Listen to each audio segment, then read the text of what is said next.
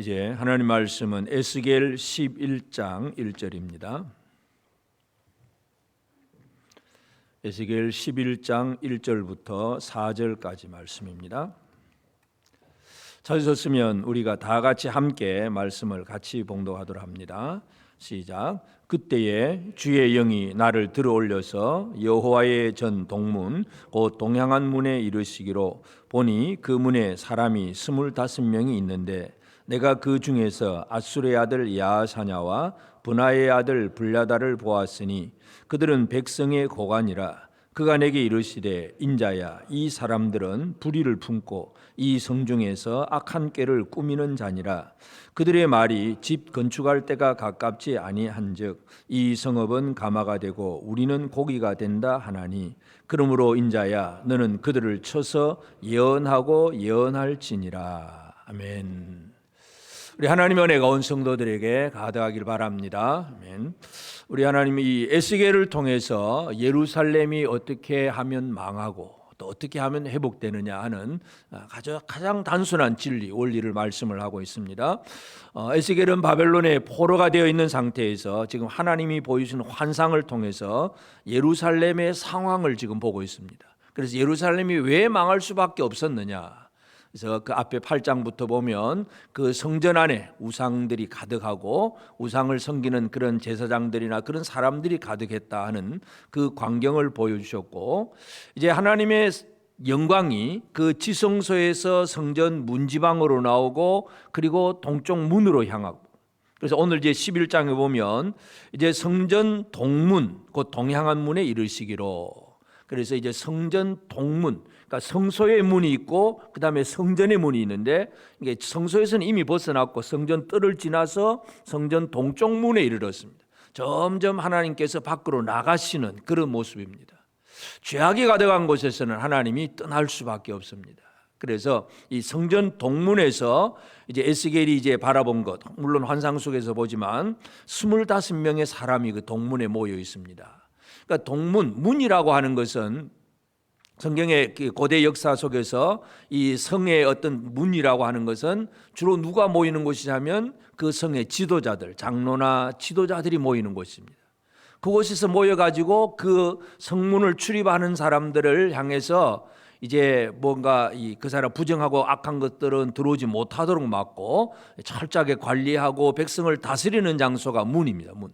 그냥 우리는 출입구만 생각하기 쉬운데 문 위에 이렇게 다락 같은 것들을 그렇게 정자 같은 걸 만들어 두고 그 모여서 이제 장로들이 모여서 이제 의논을 하고 재판도 하고 하는 그런 장소가 바로 성문입니다. 그러니까 이 하나님의 영광이 동쪽 문에 이르렀고 거기에는 25명의 사람이 모여 있다는 걸 보여줍니다. 그래서 이 모여있는 백성의 고관들이라고 해서 25명이 고관이라고 표현을 했는데, 그래서 이런 사람들에 대해서 하나님께서 에스겔에게 이 사람들이 지금 뭘 하는 사람인가를 보여줍니다. 이 사람들은 2절에 보면 그가 내게 이르시되, 인자야, 이 사람들은 불의를 품고 이 성중에서 악한 꾀를 꾸미는 자니라. 하나님께서 에스겔에게 말씀하시는 것은 이 모여있는 25명의 사람이 불의를 품고 악한 꾀를 꾸미는 자들, 그들이 바로 백성들의 지도자예요. 지도자. 물론 이제 요즘 우리나라 세상 국가하고 이 이스라엘하고는 좀 차원이 다르긴 해요. 이스라엘은 완전히 하나님이 다스리는 신정 국가이고, 우리가 지금 살고 있는 나라는 그런 신정 국가는 아니고, 정치가 대통령이 예수를 안 믿는 사람도 대통령이 될 수도 있고, 불교도가 대통령이 될 수도 있고, 기독교가 될 수도 있고, 그건 아무 상관없이 세상 정치는 그렇게 흘러갑니다. 하여튼 중요한 건 뭐냐 하면 이 지도자들의 문제. 그러니까 제일 첫 번째는 8장에서는 영적 지도자들, 제사장들이나 레위 사람들이나 뭔가 이 백성들의 영적인 면을 담당하는 지도자들의 그 타락상, 우상 숭배하는 그 타락상을 얘기를 했는데, 이제 11장에 와서는 세속 정치를 하는 이 고관들, 정치 지도자들의 타락에 대해서 하나님이 지금 말씀합니다. 그러니까 예루살렘이 왜 망하느냐? 첫째는 영적 지도자의 문제이고 또 두 번째는 세속 정치 지도자들의 문제이기도 합니다. 이 정치 지도자들이 지금 한마디로 어떤 사람이라 그럽니까? 불의를 품고 이 성중에서 악한 꾀를 꾸미는 자니라. 이 불의를 품고 악한 꾀를 꾸미고 있는 이 사람들 때문에 예루살렘이 망할 수밖에 없다. 하나님이 지금 에스겔에게 보여주는 것이 그것입니다. 요즘 우리나라로 친다면 물론 그 사람들이 다 예수 믿는 사람은 아니지만 이제 새로운 대통령이 이제 뽑혀졌고 이제 인수위원회가 지금 가동되고 있잖아요. 이 인수위원회가 사실 이제 앞으로 나아갈 정책을 마련하는 그런 사람들이기도 한데 이 사람들 속에 불의가 있고 악한 꾀를 꾸미는 인수위원회가 된다면 이건 진짜 나라가 망하는 일이 되죠. 그러니까 우리는 우리나라와 민족을 위해서 기도할 때에 참 지금 앞으로 또 되어질 그런 지도자들이 진짜 하나님이 원하시는 의를 품고 하나님의 선한 뜻을 함께 모여서 의논하는 그런 지도자들이 모이는 그 모임이 된다면 이 나라는 얼마나 행복할까 하는 그런 생각을 해봅니다. 하여튼 그래서 오늘 말씀은 불의를 품고 이 성중에서 악한 꾀를 꾸미는 자라 그랬는데 이 악한 꾀를 꾸미는 자들이 과연 어떤 의미를 우리가 가지고 있는지, 물론 이제 문자적으로 보면 그 이스라엘 지도자들 얘기긴 하지만 25명 얘기긴 하지만 그러나 우리가 우리 삶에 적용을 할 때는 물론 우리 교회 목사나 장로나 지도자들 얘기이기도 하지만 우리 성도들 한 사람 한 사람도 이렇게 살아가면 망하는구나 하는 그 원리를 깨닫는 것이 중요합니다. 그래서 악한 꾀를 꾸미는 자가 아니라 불의를 품고 악한 꾀를 꾸미는 자가 아니라 우리는 반대로 의를 품고 하나님 앞에 선한 꾀를 가지고 서로 의논하는 교회, 이렇게 된다면 이건 진짜 하나님 앞에 복을 누리는 교회라는 것을 우리가 알 수 있습니다. 그래서 오늘 이 악한 꾀를 꾸미는 자들 이 제목으로 함께 살펴보기를 원합니다. 이 악한 꾀를 꾸미는 사람들, 그 성전 동문에 모여있는 25명의 사람들이 있습니다. 이들은 불의를 품고라고 하는 단어, 이거는 뭔가 계획을 하고 생각을 하는 거예요. 그냥 어쩌다가 막 생각이 번뜩 떠올라서 그냥 순간적인 실수를 저지르는 것이 아니라 생각을 하고 계획을 하는 거예요. 불의를 품었다고 하는 그 히브리어 단어 하샤브라고 하는 단어는 뭔가 이제 어떻게 할까 막 계책을 생각을 해내고 막 생각을 해내는 사람들, 불의를 품은 사람들. 그리고 꾸민다, 악한 꾀를 꾸민다 하는 것은 야처, 이건 뭐냐, 서로 의논한다는 얘기예요. 꾸민다는 얘기는 서로 모여가지고 지금 25명이 모여가지고 의논을 하고 있는 거예요. 토론하고 워크숍도 하고 세미나도 하고 우리가 어떻게 할까 하는데 전부 악한 꾀를 가지고. 그래서 이 불의를 품고 악한 꾀를 꾸미는 자들은 어쩌다가 잘못해서 또는 약해서 몰라서 실수하는 사람들이 아니라 잘 알고 있으면서 또 그렇게 하려고 애를 쓰는 그런 함께 모여있는 사람들 얘기예요. 그러니까 모여있다는 얘기, 첫 번째 우리가 기억해야 될 것은 하나님의 말씀보다도 사람들은 우리가 모여서 이 25명의 지도자들이 모여가지고 그 당시에 정치 지도자들이 가장 대표적인 사람들일 수 있는데 이 사람들이 모여가지고 서로 의논을 합니다. 그런데 서로 전부 다 뜻이 통하는 거예요. 25명이 다 뜻이 통해요. 그래 맞아. 전부 다 서로 뜻이 통합니다. 그런데 그 뜻은 하나님의 뜻하고는 상관이 없어요. 사람들끼리 서로 뜻이 통하는 거예요. 만약에 그 중에서 반대하는 사람도 있고 뭐 찬성하는 사람도 있고 그래서 뭐 6대 4냐 5대 5냐 막 이렇게 되면 막 토론이 심하겠는데 가만히 보니까 아무도 반대하는 사람이 없어요. 25명이 전부 의논하고 전부 찬성을 하고 있는 그런 상황입니다. 그러니 이 사람들은 스스로 뭘 믿겠습니까? 그래, 우리는 한 사람도 반대가 없어. 우리는 모두가 만장일치야. 의견이 통일되었어. 이게 민주적으로 보면 어떻습니까? 100% 찬성해. 여론조사하면 100%예요. 이게 얼마나 힘이 되겠습니까? 하나님의 말씀과는 상관이 없어요. 사람의 숫자만 믿고 우리가 이렇게 많이 전부 의논했는데 하는 얘기. 그래서 지금도 우리는 이 세속 정치에서는 늘 뭐 여론조사를 하잖아요. 몇 프로 지지를 받았냐 안 받았냐, 몇 프로냐, 뭐 이 지지가 올라갔냐 내려갔냐. 사람들은 늘 그게 관심 쓰고 있지만 그건 뭐냐면 사람들은 집단주의예요. 그래서 우리가 더 많은 숫자가 더 많은 이런 의견으로 우리가 모인 사람이 더 많다. 이 숫자를 가지고 늘 이 세상 속에서는 그렇게 나아갑니다. 하나님의 뜻하고는 상관이 없는 것. 자, 이 예루살렘이 망하는 그 시대에 보면 하나님의 뜻을 바르게 선포하는 그 선지자는 예레미야 한 사람이에요. 예루살렘에서. 물론 에스겔은 지금 바벨론에 와 있고 예레미야는 예루살렘에서 하나님의 뜻을 전하는 한 사람이에요. 대다수의 많은 거짓 선지자들은 많은 사람들은 그 예레미야의 말을 듣지를 않습니다. 안 믿습니다. 예레미야가 그 마지막 시드기야 왕 때 계속 강조하는 건 뭐냐 하면 우리는 이렇게 우리의 왕의 므낫세의 죄악 때문에 망할 수밖에 없다. 그렇기 때문에 우리가 살기 위해서는 살아남으려면 바벨론에 항복을 해야 그 다음에 하나님이 70년 후에 회복시킬 것이다. 이게 바로 예레미야가 전하는 얘기인데 이걸 전혀 다른 사람들은 찬성을 하지 않습니다.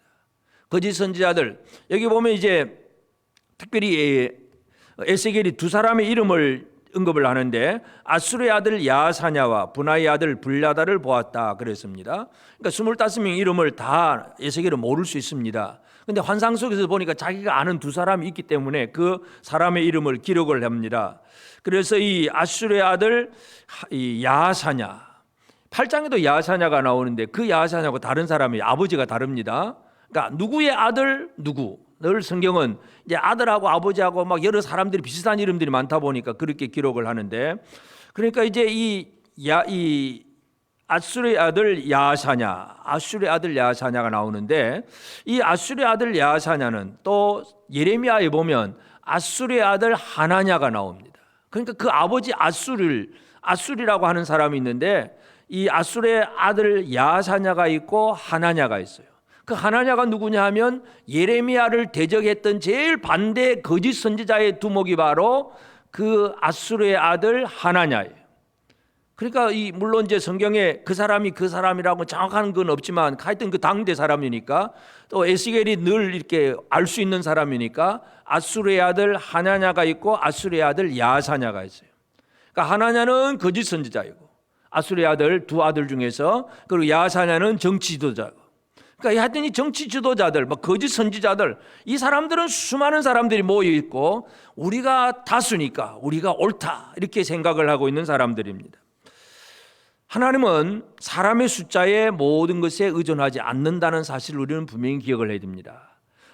요나단이 이스라엘 그 블레셋과의 전쟁에서 자기와 자기 병기든 소년하고 단 두 사람이 블레셋 군대 그 진으로 나가잖아요.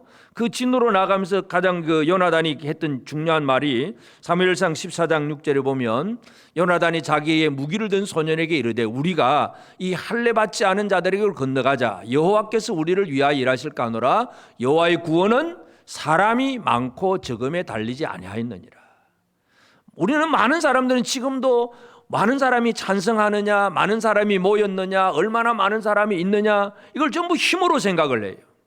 그러나 여호와의 구원은 사람이 많고 적음에 달리지 않았다. 요나단의 신앙은 그것이고 두 사람이 칼 한 자루 들고 블레셋 군대를 치러 들어가서 결국은 그 블레셋 군대를 이깁니다. 하나님의 구원은 사람의 숫자에 달려있지 않습니다. 그런데 많은 사람들이, 멸망하는 사람들의 특징이 뭐냐면 하나님보다도 사람 중심입니다. 그래서 우리가 얼마나 많이 모였느냐, 그리고 우리는 얼마나 그냥 100% 찬성을 했느냐, 이런 식의 집단주의에 빠져 있다는 것을 알 수가 있고, 그리고 이들은 무슨 얘기를 하냐면 불의를 품고 이제 악한 꾀를 꾸민다 그러면서 그 3절 그들의 말이 집 건축할 때가 가깝지 아니한즉 이 성읍은 가마가 되고 우리는 고기가 된다 하나니. 집 건축할 때가 가깝지 않다. 이제 이들이 모여가지고 서로 의논하는 얘기예요. 그 의논하는 얘기. 다른 말로 한마디로 이 사람들의 말은 낙관주의입니다. 낙관주의입니다. 그래서 인간적인 욕구로 긍정적인 면을 보아요. 긍정적인 면. 그래서 우리가 한때 기독교 우리 교계 안에도 긍정적인 사고 방식 그래가지고 그때 한동안 유행하고 휩쓴 경우들이 있어요. 무조건 긍정적인 거, 부정적인 건 안 보고 무조건 잘 된다, 잘 될 거야, 잘 되기를 믿습니다, 복 주세요, 복입니다, 복, 축복, 전부 그냥 긍정적인 얘기만 하는 거. 많은 사람들이 그렇게 쉽게 빠져나갑니다. 그래서 지금 이 25명이 모여가지고 집 건축할 때가 가깝지 아니한즉 이 성읍은 가마가 되고 우리는 고기가 된다. 이 성읍은 가마가 되고 고기가 된다는 말이 뭐냐 하면 그 유대인들의 그 옛날 그 사람들은 양을 많이 치던 사람들이잖아요. 양고기가 양이나 소고기가 아주 흔한 시대 사람들입니다. 지금도 물론 잘 사는 사람들이야 고기를 잘 먹고 있겠지만 하여튼 그 목동으로 목축을 하는 사람들은 양고기를 많이 먹잖아요. 그래서 이제 고기를 요리를 할 때에 요즘 말로 우리나라 말로 요리를 하면 한우 1등급 최고 좋은 부분, 최고 그런 부분이 있는가 하면 그 다음에 별로 가치 없이 여기는 그런 부분도 있잖아요. 그래서 뭐 이제 2등급, 3등급 이렇게 나눌 수가 있는데 이 사람들의 요리 방법이 뭐냐면 제일 좋은 고기는 가마솥 안에 또는 이 후라이팬 번철 위에다가 요리를 합니다. 그리고 이제 2등급, 3등급 좀 좋지 않은 부분은 뭐 대충 불에 굽거나 그냥 아니면 아예 버리기도 하고 그랬습니다. 그러니까 지금 이 가마가 있고 가마 안에 고기는 뭐냐 하면 최고 1등급이라는 얘기예요. 우리는 1등급 한우야, 프리미엄이야, 최고야, 최상급이야, A 플러스야. 이렇게 생각을 합니다. 그러면서 집 건축할 때가 가깝지 않았다. 건축하면 안 된다 이 얘기예요. 왜냐하면 예레미야가 계속 강조한 일이 뭐냐 하면 이 바벨론에 가서는 하나님께서 70년 후에 회복시킬 거니까 그때까지는 그 바벨론에 정착을 하고 집도 짓고 농사도 짓고 잘 살아야 된다. 살아남아야 된다. 이게 예레미야가 하는 얘기예요. 근데 아까 말씀드린 그 하나냐, 아수리 아들 하나냐는 뭐라고 하느냐 하면 예레미야 28장 3절에 보면 내가 바벨론의 왕 느부갓네살이 이곳에서 빼앗아 바벨론으로 옮겨간 여호와의 성전 모든 기구를 2년 안에 다시 이곳으로 되돌려 오리라. 얼마나 기분 좋은 얘기입니까? 지금 우리 다 빼앗겼지만 2년 만에 돌아올 거야. 하나냐가 막 그런 얘기를 합니다. 근데 예레미야는 70년이 지나야 올 거야. 그 얘기하는 거야. 여러분은 어떤 소리를 듣고 싶습니까? 내가 듣고 싶은 뉴스, 예레미야의 입을 통한 뉴스를 듣고 싶습니까? 하나냐의 입을 통해서 들려지는 뉴스를 듣고 싶습니까?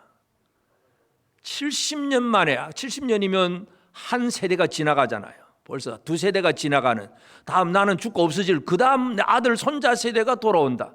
이건 별로 믿고 싶지 않은 얘기야. 근데 하나냐는 2년 만에 돌아온대. 이 듣고 싶은 얘기잖아요. 낙관주의, 하나님의 말씀이 아닌 인간의 어떤 긍정적인 그런 마음 속에서 잘 될 거야, 잘 돼, 괜찮아, 좋아, 잘 될 거야, 전부 그런 얘기만 하는 거. 말씀과 상관없는 얘기예요. 그러니까 지금 25명이 어떤 이 숫자를 믿고 그리고 낙관주의에 빠져서 우리는 최상급 1등 하나님의 거룩한 백성이야. 하나님 우리를 도와주실 거야. 뭐 예를 들어 성경을 보더라도 하나님의 축복, 하나님의 복, 약속, 능력, 도우심 이런 구절들만 잘 보이고 다른 구절은 보이지도 않아요. 이 낙관주의를 가지고 성경을 보면 그냥 자기가 그냥 가고 싶은 길로 가는 거예요. 하나님의 뜻하고는 상관이 없는 거예요. 지금 25명이 모여서 서로 의논하기를 그 집에 건축할 때가 가깝지 않았다. 2년 만에 돌아올 건데 뭐 집을 짓겠냐. 조금 대충 살다가 그냥 또 올 거야. 걱정하지 마. 이게 하나냐 하는 얘기예요. 그러면서 우리는 최고 백성이야. 최고 민족이야. 이 거짓된 낙관주의에서 나오는 얘기들. 그러면서 그들이 이제 추구하는 건 뭐냐 하면 결국은 자기들이 하나님 앞에 우리는 예배를 잘 드리고 있다고 그렇게 착각을 하고 있어요. 예레미야 7장 9절 10절을 보면 너희가 도둑질하며 살인하며 간음하며 거짓 맹세하며 바알에게 분향하며 너희가 알지 못하는 다른 신들을 따르면서 내 이름으로 일컬음을 받는 이 집에 들어와서 내 앞에 서서 말하기를 우리가 구원을 얻었나이다 하느냐. 이는 이 모든 가정한 일을 행하려 함이로다. 자, 이들의 삶은 어떻습니까? 이들의 삶은 도둑질하고 살인하고 간음하고 바알에게 분향하고 우상숭배하고 막 그렇게 해. 그런데 성전, 내 이름으로 일컬음을 받는 이 집 성전에 들어와서는 하나님 앞에 서서 말하기를 우리가 구원을 얻었나이다. 여러분 이 시간 예배를 드리고 있기 때문에 나는 구원받은 백성이다 이렇게 생각을 하십니까? 물론 구원받은 자로서의 삶을 살아가면서 이 시간 예배 드린다는 건 얼마나 귀한 일인지 모릅니다.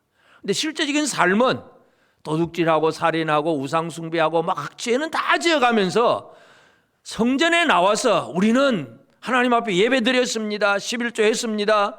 이것으로 그냥 자위를 스스로 위로하는 이것이 바로 이 지금 25명이 모여서 자기들끼리 모여서 뭉쳐서 의논하고 주고받는 대화가 바로 그것입니다. 그래서 이들은 하나님의 영과는 상관이 없어요. 지금 하나님이 에스겔을 불러 올리시는 게 뭐예요? 그때 주의 영이 나를 들어 올려서 하나님은 에스겔을 영으로 들어올려서 예루살렘을 보여주시고, 그리고 그 성전에, 그 성 동문에서 있는 사람들 얘기도 해주시고, 하여튼 하나님의 영으로 모든 걸 이끌어가는 것이 에스겔인데, 이 성읍의 지도자들은 영과 상관이 없어요. 육신적인 생활, 신앙생활도 영이 없는 육신의 생활만 살고 있다는 것. 이게 바로 지금 성전 그 동문에 있는 25명이 모여 있는 그 사람들의 이야기입니다. 그러므로 이들이 불의를 품고 악한 꾀를 꾸미는 자들, 이 사람들 때문에 나라가 망한다는 걸 지금 하나님께서 에스겔을 통해서 분명히 보여줍니다. 그래서 물론 백성들 한 사람 한 사람의 죄악도 문제이긴 하지만 항상 이 지도자들의 잘못, 이것이 늘 이제 문제입니다. 지도자 한 사람 잘 되면 그 잘된 지도자를 통해서도 백성들이 평안을 얻을 수 있고, 지도자 한 사람이 잘못되면 그 밑에 있는 사람들이 힘들어지고, 어느 시대 어느 나라나 다 그런 이제 원리가 똑같습니다. 교회도 마찬가지고 가정도 마찬가지고 어떤 단체도 마찬가지고, 하여튼 지도자 역할이 너무나 중요합니다. 그런데 그 지도자가 불의를 품고 악한 꾀를 꾸미는 그런 그룹, 그런 모임이라고 하면 이게 나라가 망하는 것이다. 지금 하나님께서 그렇게 말씀을 하고 있습니다. 그러므로 이제 오늘 우리가 해야 될 일은 정반대의 생활이 되잖아요. 그래서 선한 뜻을 품고 또 하나님 앞에서 이 선하고 의로운 뜻을 이루어 나가기 위해 성도들이 하나 되는 것, 이게 바로 우리가 해야 할 일인데, 바로 이 우리가 할 일을 예수 그리스도께서 이미 다 완성을 하셨지요. 그러면 예수님이 하신 일은 뭐냐 하면, 예수님은 많은 사람 숫자를 모으는데 이게 예수님의 초점이 맞춰 있지 않습니다. 예수님은 생명의 몸, 생명 있는 한 몸을, 생명의 삶을 만드시는 것이 바로 예수님이 하시는 일입니다. 얼마나 많이 모였느냐. 인간이 아무리 많이 모여도 하나님의 생명이 없는 모임은 아무 의미가 없습니다. 여러분, 노아 홍수 당시에 온 인류가 망합니다.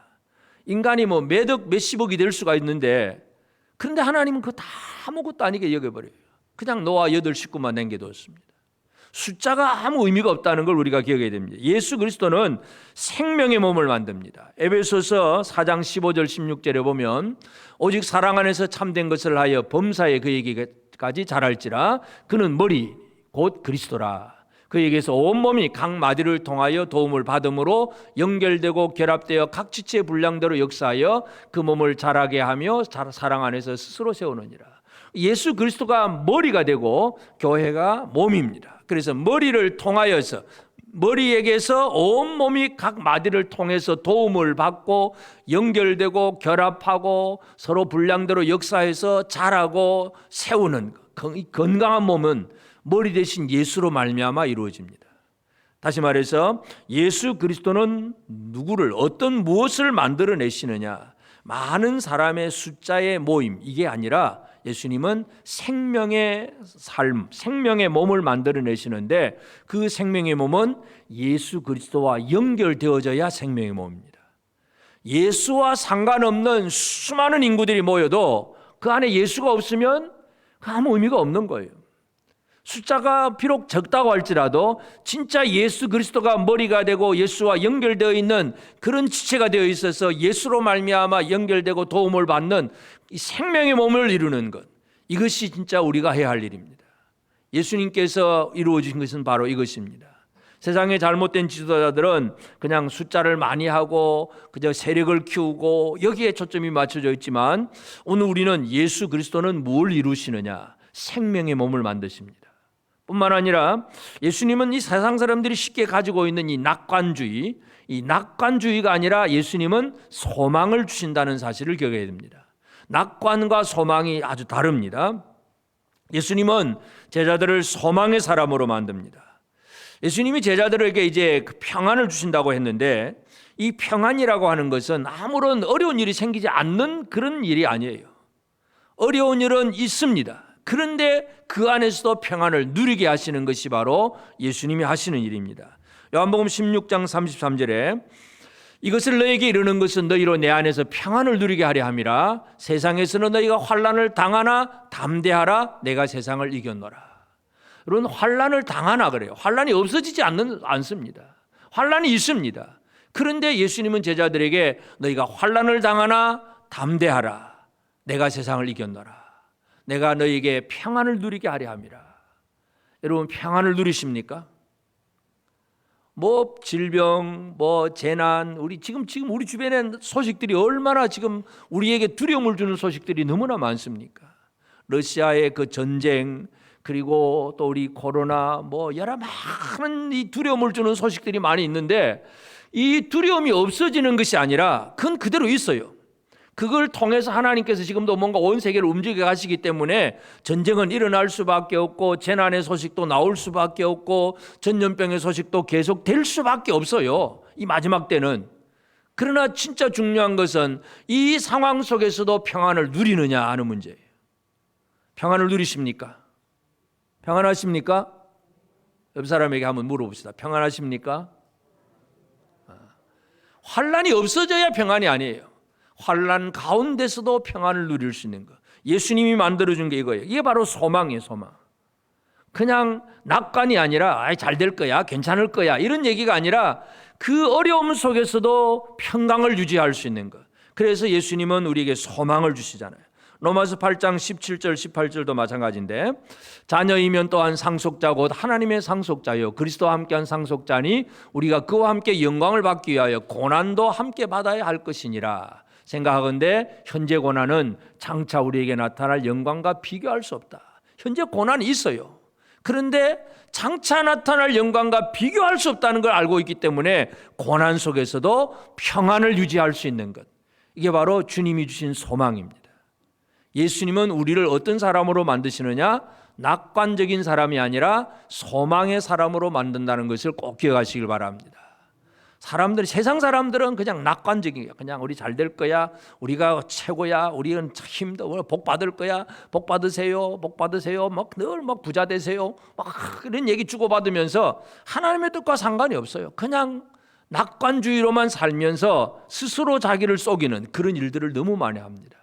예수님은 진짜 평안을 주신다는 것, 그리고 예수님 만드는 교회는 바로 어떤 육신의 어떤 형식, 예배당 건물, 어떤 조직, 이 얘기가 아니라 예수님이 만드시는 교회는 바로 영적 존재라고 하는 것, 이걸 기억을 해야 됩니다. 하나님께서 그 영으로, 주의 영으로 에스겔을 들어 올려서 지금 모든 걸 보고, 이 성문 동문에 있는 사람들은 하나님의 영과 상관없어요. 이 사람들 자기 나름대로 그냥 다 한다고 하겠지만 하나님의 영과는 상관이 없습니다. 예수님 당시에 바리새인과 그 대제사장들, 서기관의 무리들도 마찬가지인데, 이 사람들의 잘못에 대해서 예수님이 늘 책망을 할 때 뭘 책망하느냐 하면, 마태복음 6장 1절에 보면 사람에게 보이려고 그들 앞에서 너희 의를 행하지 않도록 주의하라. 그리하지 아니하면 하늘에 계신 너희 아버지께 상을 받지 못하느라. 사람에게 보이려고 의를 행하는 거예요. 외식. 그냥 보이려고, 사람에게 나는 이렇게 거룩해, 나는 잘해, 늘 이 사람에게 보이려고 하는 것, 이것 때문에 늘 잘못됩니다. 주님이 이 땅에서 만드시고자 하는 교회는 어떤 형식적이고 어떤 겉으로 드러나는 그 모습을 만드시는 내용이 아니라, 물론 그건 자동적으로 형식은 나중에 나타나게 되겠지만, 진짜 주님이 만드신 것은 바로 사람의 영을 제대로 만드십니다. 예수는 어떤 분이냐? 고린도전서 15장 45절에 보면 기록된 바 첫사람 아담은 생명이 되었다 한것 같이 마지막 아담은 살려주는 영이 되었나니. 마지막 아담 예수 그리스도는 뭡니까? 살려주는 영. 예수는 자신이 살려주는 영이에요. 그러면 교회는 뭡니까? 예수로 말미암아 영이 살아난 것이 바로 교회예요. 그냥 사람 모였다고 교회가 아니라 주님이 살려주신 그 영들, 이 영들이 모인 것이 바로 진정한 교회예요. 그래서 예수님이 부활하신 다음에 제자들에게 나타나셔서 주셨던 것이 뭐냐 하면, 요한복음 20장 22절에 보면 이 말씀을 하시고 그들을 향하사 숨을 내쉬며 이르시되 성령을 받으라. 이 땅에 있는 제자들에게 예수님 제일 필요한 게 뭔지를 알고 계세요. 그래서 이 히브리어 원어로는 루아흐, 호흡이요, 숨. 루아흐로 숨을 훅 내쉬면서 성령을 받으라. 하나님의 호흡, 하나님의 영을 받으라. 이게 바로 예수님이 만드시는 교회가 이거예요. 그러니까 지금 예루살렘의 그 많은 제사장들, 정치 지도자들, 이 사람들이 제사를 안 드린 것도 아니고 절기를 안 지킨 것도 아니고 성전에서 다 모든 일을 해요. 그런데 가장 중요한 것은 하나님의 영이 없다는 것, 이것이 그들의 문제였어요. 그래서 예수 그리스도는 영을 만드시는, 영적 존재인 교회를 만드신다는 걸 우리가 알 수 있습니다. 그러므로 이제 오늘 우리가 이 땅에서 어떻게 살아가야 되느냐, 참 우리가 해야 될 일이 의를 품고 선한 뜻을 가지고 서로 의논하는 그런 교회가 되기를 원합니다. 저와 여러분 모두가 선한 뜻을 품고 우리 성도들이 함께 하나님 앞에 선한 뜻을 어떻게 하면 이루어갈까를 형제들이 서로 의논하는 이 모임이 되는 교회, 이것이 바로 이 시대를 살아가는 우리 모습이 되어야 될 것입니다. 그래서 우리가 해야 될 일은 그리스도의 몸을 살리는 것, 그리스도의 몸을 세우는 일, 이것부터 우리가 시작을 해야 됩니다. 물론 이 그리스도의 몸을 세우는 일에 있어서 해야 될, 하지 않아야 될 것, 먼저 예수님이 말씀하셨는데, 예수님이 12제자를 데리고 다녀도 이 12제자가 그냥 예수님의 모든 설교를 듣고 말씀을 듣고 가르침을 받아도 마지막 6월절 만찬 자리에서까지 제자들 사이에는 뭐가 있었느냐 하면 서로 누가 크냐, 누가 높은 자리에 올라가냐, 누가 예수님 좌우에 한 자리 할 거냐. 야고보와 요한 그 어머니, 그 세베대 아들들의 그 어머니가 예수님 앞에 와가지고 막 로비 활동하잖아요. 주님 나라 임하면 이 두 아들 좌우에 하나씩 앉혀주시옵소서. 누가 크냐. 예수님은 결코 이 무리 안에서 결코 높아지려고 애쓰지 말라, 그 얘기를 하십니다. 그러면서 예수님 마지막 그 마태복음 23장에 보면 무리와 제자들에게 그런 얘기를 많이 하시는데 23장 8절부터 10절에 보면 그러나 너희는 랍비라 칭함을 받지 말라. 너희 선생은 하나요 너희는 다 형제니라. 땅에 있는 자를 아버지라 하지 말라. 너희 아버지는 한 분이시니 곧 하늘에 계시니시니라. 또한 지도자라 칭함을 받지 말라. 너희의 지도자는 한 분이시니 곧 그리스도시니라. 랍비, 선생, 또 아비, 지도자, 이게 사람들이 그렇게 되려고 애를 쓰잖아요. 근데 그건 전부 예수 그리스도 하나님 아버지밖에 없다. 진짜 왕은 예수 그리스도다. 아버지는 하나님 아버지다. 이 얘기를 예수님 계속 강조하는 것은 그리스도의 몸을 세우려고 할 때에 누가 높은 자리에 오를 거냐, 이건 진짜 있어서는 안 되는 일이라는 것을 얘기합니다. 진짜 이 사람보다, 그런 높은 사람보다 중요한 것은 뭐냐? 하나님이 인정하시는 의로운 사람 한 사람, 하나님이 보시기에 의롭다고 여기시는 그 한 사람이 중요합니다. 예레미야 5장 1절에 보면 너희는 예루살렘 거리로 빨리 다니며 그 넓은 거리에서 찾아보고 알라. 너희가 만일 정의를 행하며 진리를 구하는 자를 한 사람이라도 찾으면 내가 이 성읍을 용서하리라. 하나님이 예레미야를 통해서 이 예루살렘 거리 빨리 한번 다녀봐라. 그 넓은 거리 찾아보고 정의를 행하고 진리를 구하는 사람 한 사람이라도 있으면 내가 이 성읍을 용서하겠다. 결국 예루살렘이 망하는 일은 이 한 사람이 없어서입니다. 이 한 사람을 찾지 못한다는 것. 하나님이 가장 중요하게 여기는 것은 바로 얼마나 많이 모였느냐, 얼마나 높아졌느냐, 그 얘기가 아니에요. 진짜 하나님이 원하시는 정의를 행하고 진리를 구하는 한 사람을 하나님이 찾으십니다. 저와 여러분이 이 사람이 되기를 바랍니다. 옆 사람에게 한번 격려 인사를 나누겠습니다. 당신이 정의를 행하고 진리를 구하는 하나님이 찾는 사람입니다. 당신이 정의를 행하고 진리를 구하는 하나님이 찾으시는 바로 그 한 사람입니다. 이 한 사람이 되어지기를 축복합니다. 하나님은 많은 숫자가 필요한 게 아니에요.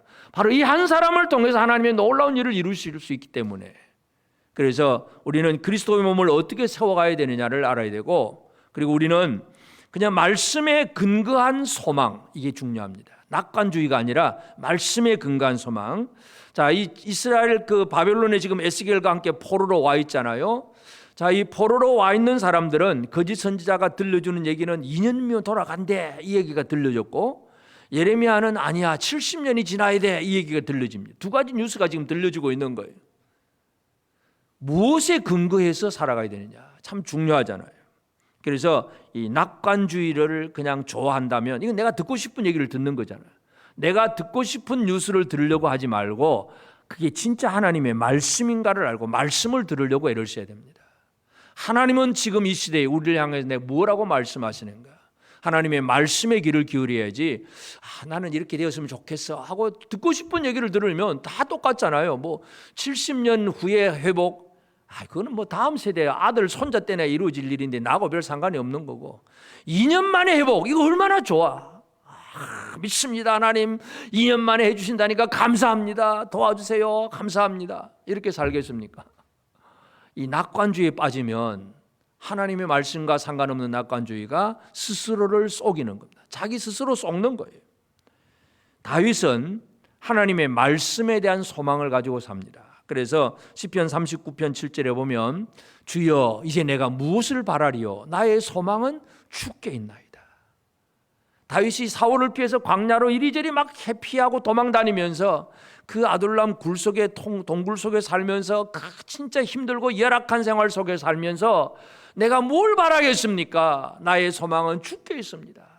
하나님 2년 만에 회복시켜 줄 걸 믿습니다. 이 얘기가 아니에요. 다윗도 하나님 저 사울 빨리 죽여주시고 나를 빨리 회복시켜 주세요. 이 얘기도 아니야. 그냥 나의 소망은 주께 있나이다. 70년이 지나서 회복시키던 7일 만에 회복을 시키던 모든 것은 다 하나님의 손에 있습니다. 하나님께 소망을 다 맡겨놓는 것이 다윗 신앙입니다. 오늘 우리가 이 땅에서 하나님의 백성으로 제대로 살아가는 것은 말씀에 근거한 소망을 품어야 됩니다. 내가 듣고 싶은 소망이 말이 아니라 하나님의 말씀에 근거한 소망. 말씀을 알지 못하면 우리의 소망은 늘 가짜 뉴스에 쏘가 넘어가는 스스로 속는 그런 생활을 살 수밖에 없습니다. 그리고 우리는 제일 중요한 것은 바로 영적인 삶을 살아가는 것. 육신적으로 형식적으로 신앙생활을 하고 예배를 드리는 것 같아도 영이 없으면, 영을 받지 못하면, 영으로 예배 드리지 못하면 이건 아무 의미가 없는 거예요. 바벨론에 와 있는 이 에스겔과 함께 바벨론에 와 있는 사람들의 그 바벨론 포로들의 입장을 한번 생각해 봅시다. 자, 그들에게는 이미 고향 나라를 떠났잖아요. 성전도 없어요. 성전이 없으면 제단도 없는 거예요. 또 물론 이제 날짜를 기억하고 뭐 절기는 좀 지킬 수 있을런지 몰라도 그 바벨론 포로 생활, 노예 생활인데 그들이 너희들은 늘 나가서 일해야 되잖아요. 그 바벨론 그 큰 운하도 파야 되고 그 성도 지어야 되고 막 전부 강제 노동에 다 나가서 일하는 사람들인데 우리 오늘 뭐 유월절 지키러 가야 됩니다. 오늘은 우리 맥주절입니다. 이래봐야 통하지도 않아요. 그러니까 겉으로 볼 때는 성전도 없고 제사도 없고 예배도 없고 절기도 제대로 지킬 수도 없는 그런 상황이에요. 그럼에도 불구하고 그들은 하나님의 백성입니다. 왜 그렇습니까? 영이신 하나님이 그들과 함께 하시기 때문에. 그래서 형식과 절차는 다 무너진 것 같아도 영이 살아있다면 온전한 하나님 앞에 하나님의 백성으로 살아갈 수 있습니다. 그래서 오늘 우리가 지금도 이 시간 예배를 드리는데 하나님의 영으로 예배하고 있는가, 성령으로 행하고 있는가, 이거 우리가 살펴봐야 됩니다. 사도 바울이 갈라디아 교회를 향해서 성령으로 행하라 그런 얘기를 합니다. 갈라디아서 5장 25절 보면 만일 우리가 성령으로 살면 또한 성령으로 행할지니 헛된 영광을 구하여 서로 노엽게 하거나 서로 투기하지 말지니라. 여러분 성령으로 행할지니, 성령으로 행하는 게 뭘까요? 이 잘못된 것 중에 하나, 성령으로 행하는 것을 마치 그냥 교회 안에서 박수치고 막 뜨겁게 찬양하고 이것만 성령으로 행하는 것으로 착각하기 쉽습니다. 물론 예배 가운데 분명히 우리 그런 감동도 있고 기쁨도 있을 수 있습니다. 그러나 진짜 성령으로 행하는 건 뭐예요? 성령을 행할지니 헛된 영광을 구하여, 헛된 이 세상 속에서 높아지고 잘 먹고 잘 살려고 하는 헛된 영광을 구하여 서로 노엽게 하고, 서로 사랑함이 없어요. 서로 형제끼리 서로 분노하고 투기하고 시기하고 분노하게 하는, 이게 바로 이건 이 성령으로 행하는 일이 아니라는 것을 분명히 강조합니다. 성령으로 행하는 생활이 뭡니까? 하나님의 영이 우리 안에 가득하고 하나님이 주신 그 영광을 바라보면서, 소망으로 바라보면서 형제들과 서로 하나 되어서 서로 붙들어주고 서로 세워주고 서로 하나님 사랑할 줄 아는, 이것이 진정한 성령으로 행하는 생활입니다. 여러분 오늘 우리가 이 땅에서 어떻게 살아가야 됩니까? 하나님의 성령으로 행하는 자가 되어지기를 바랍니다. 그리할 때에 진짜 우리는 하나님이 원하시는 그 뜻을 이루는 사람이 될 것이고, 그 뜻을 품고 그 같은 뜻을 품은 성도들끼리 서로 선한 뜻을 위해서 의논하는 교회, 이 얼마나 복된 교회가 되겠습니까? 오늘 우리 교회가 바로 이런 교회가 되어지기를 바랍니다. 우리 한 사람 한 사람이 의를 품고 선한 뜻을 같이 꾸미고 계획하고 의논하는 이 형제들이 서로 모여서 우리가 어떻게 하면 하나님의 뜻을 이루어갈까, 어떻게 하면 이 땅에 하나님의 나라를 더 확장시켜 갈까, 여기에 대해서 관심을 가지고 서로 의논하고 마음을 맞춰가는 것, 이게 진짜 우리에게 필요한 일들입니다. 예루살렘의 멸망의 원인, 성전 안에 있는 영적 지도자, 제사장들의 타락도 문제였지만, 1차적인 문제였지만, 그 다음에 세속 정치가들, 고관들, 이 동문에 모여 있는 이들의 문제도 별반 다를 바가 없었다는 것을 우리는 기억을 해야 됩니다.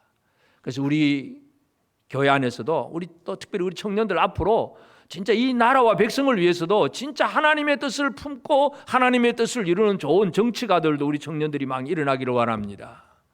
그래서 좋은 지도자들이 이 땅에 더 많이 세워지고, 그래서 하나님의 선하신 뜻을 품고 이 나라를 다스려가는 그런 지도자들이 많아질 때에 이 나라도 평강의 나라가 될 줄로 믿습니다.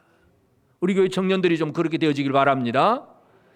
이 지도자들의 문제는 현재의 지도자뿐만 아니라 미래의 지도자들도 마찬가지입니다. 그래서 우리는 좀 더 하나님 앞에서 사람의 숫자만 믿고 사는 사람이 아니라 하나님의 생명과 연결되어 있고, 그냥 거짓된 낙관주의, 긍정주의 사고방식만 사는 것이 아니라 말씀에 근거한 소망을 가지고 육신적인 형식적인 신앙이 아니라 영적인 삶을 제대로 살아갈 수 있는 저와 여러분이 되어서 하나님 앞에서 망하지 않는 하나님 나라 백성으로서 제대로 살아가고, 우리 때문에 또 다른 많은 사람들을 살려가는 일에 귀하게 쓰임받는 저와 여러분 모두가 되어지기를 주의 이름으로 축복합니다. 아멘.